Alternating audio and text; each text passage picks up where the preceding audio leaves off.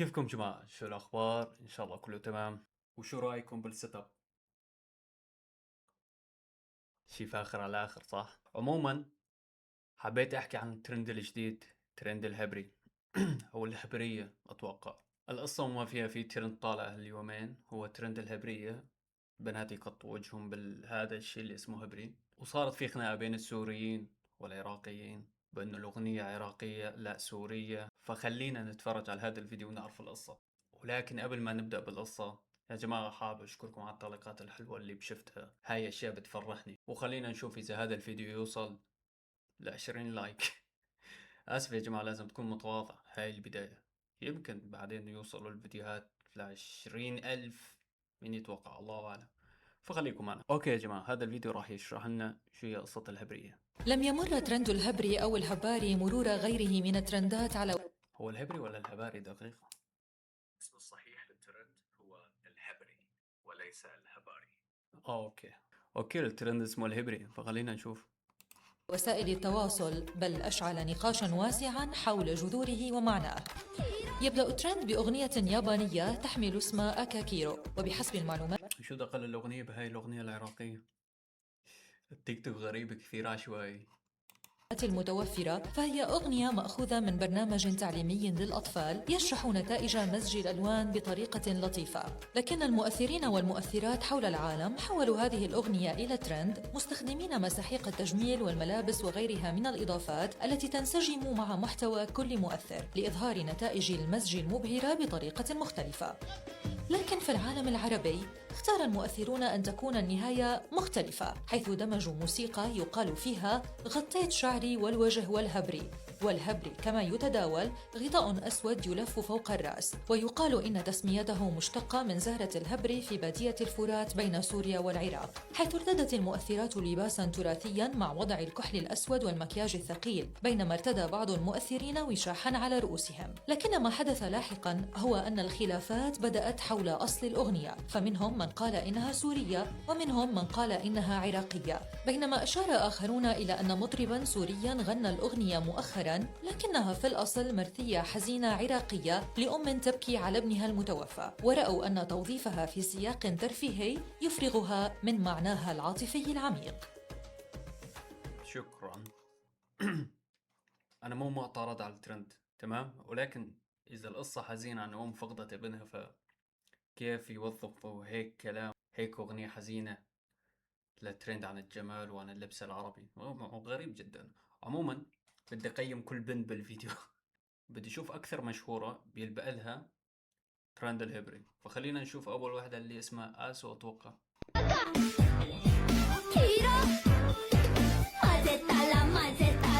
لا هاي مو آسو، هاي واحدة ثانية نسيت اسمها. عموما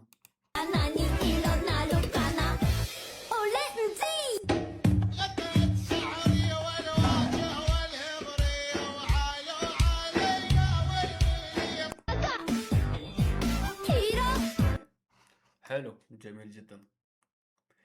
تقييمي لإبداعها بالترند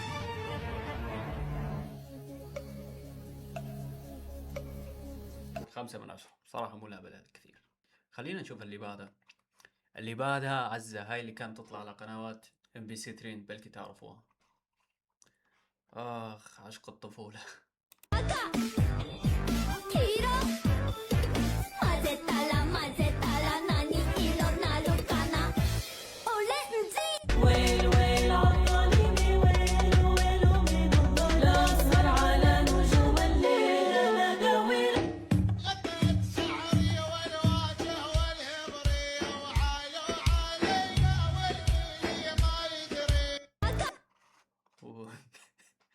هاي خلطة ترندين بهالبعض، واحدة فلسطينية واحدة عراقية، شو هذا؟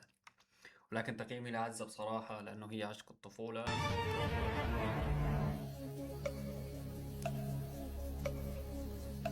9/10. بصراحة تستاهل، لا بلا الكثير. خلنا نشوف سيف نبيل شو عامل.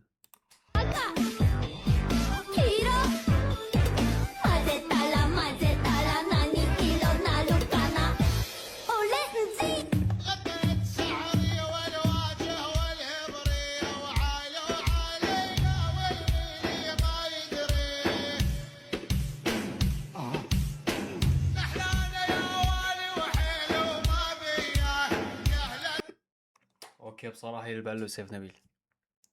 أنا حاسس الترند هذا يلبق للرجال أكثر من النسوان. ولكن خلينا نشوف الجانب المشرق، على الأقل في نسوان تحجبت. نور ستارز نزلت كمان، خلينا نشوف. نسيت أقيم سيف نبيل، أكيد 100/10، لأنه سيف نبيل يعني أغانيه حلوة، عنده كاريزما، عنده شخصية، عنده شخصية قلناها هاي، وصوته حلو. يعني هذا كله ما له دخل بالترند، ولكن عشان هاي الأشياء راح أعطي 100/10. خلنا نشوف نور ستارز.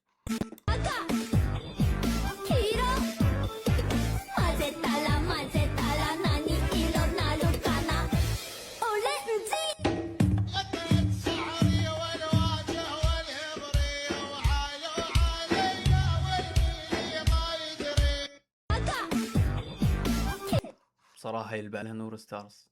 تقييمي لنور ستارز واخدها يعني 8/10، بيستاهلوا. بيسان اسماعيل كمان نزلت فيديو، خلينا نشوف.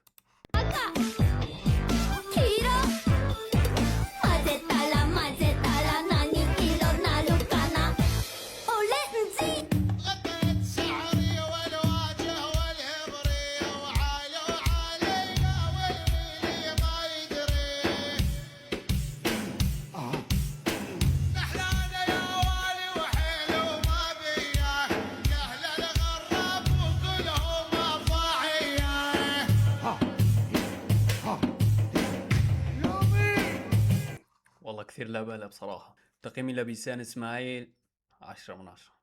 عموما خلينا نرجع لموضوعنا. الناس بتحكي انه هاي اغنية عراقية بيحكوها الامهات لما يفقدون امهاتهم. انا حمار. الناس بتحكي انه هاي اغنية الامهات بيحكوها او بيغنوها لما يروحوا اولادهم ما يرجعوا، ان كان الحرب وهيك جنود. فالاغنية اصلها حزين، والسوريين بيحكوا لا انه هاي اغنية سورية من التراث الفراتي وهيك شغلات. والعراقيين زعلانين لانه طالع هيك ترند على هيك اغنية حزينة، مع انه هم اول ناس نشروا هذا الترند عبر مشاهير عراقيين طبعا، مثل نور ستارز وغيره. ولكن هم بعدين مثل ما سمعت انه مسحوا هاي الفيديوهات على التيك توك. حرام والله، مع انه كانت جايبه كثير ملايين مشاهدات ومليون لايك. فخلينا نشوف بعض الناس اللي صاروا بيحكوا انه لا تعمل هالترند او كانوا مزعوجين من هالترند. غطيت شعري والوجه والهبري، وصلتكم كأغنية وترند، بس القليل منكم يعرف انه اصلها نعي جنوبي قديم. خلونا نسمع الترند شنو يقول.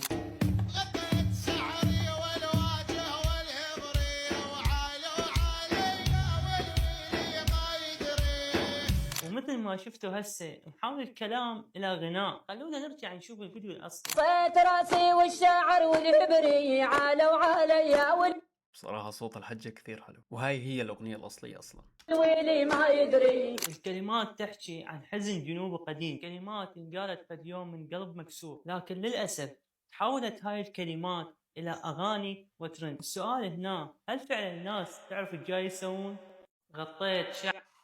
كلام صحيح بصراحة. يعني الأغنية ما أتوقع أنه كان لازم تصير ترند، لأنه أغنية هي لبعض الناس بتحكي عن المعاناة، بتحكي عن فقدان شخص غالي عندهم، أمهات فقدت أبنائهم. فلما يتلخص هاي القصة الحزينة كلها بأغنية ترند وهيك، فما أشوفها شيء حلو بصراحة.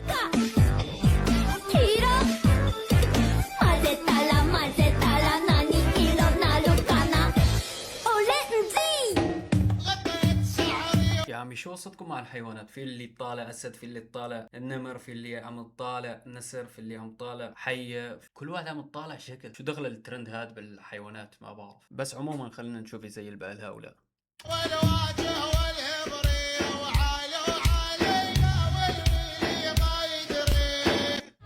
نه صراحة تقييمي على السريع هاي 3/10 بكل صراحة.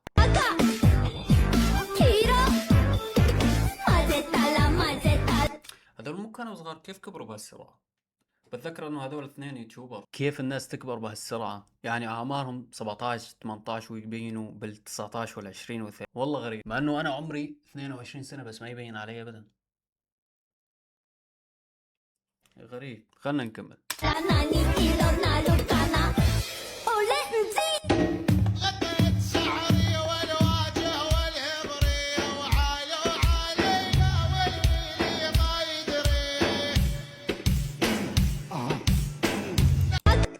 لا مو لا باله. تقييمها السريع 1.5/10. خلنا نشوف هذا الفيديو الأخير من خالته شو نشره.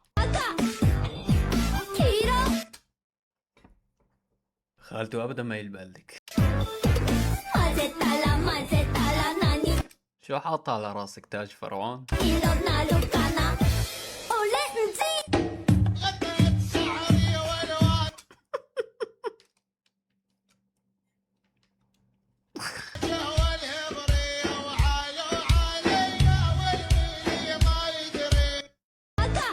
خالته ما راح خجلك، تستاهلي، مع انه هو مو لابق لك كعمر، ولكن فتقييمي لتعبك 10/10. تقييمي للمنتج النهائي حظ اوفر، بارك الله فيك. فعموما كان هذا الفيديو اللي عندنا اليوم، اتمنى انكم تستمتعتوا ولا تواخذوني على الانقطاع. راجعين رجعة قوية ان شاء الله، ونشوفكم بالفيديوهات الجاية. سلام.